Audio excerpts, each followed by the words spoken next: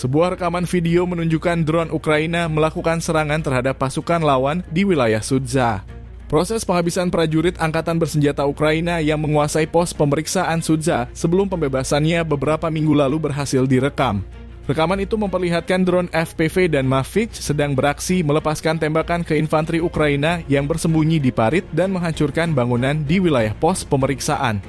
Informasi ini diperoleh dari sumber di Telegram Militer News.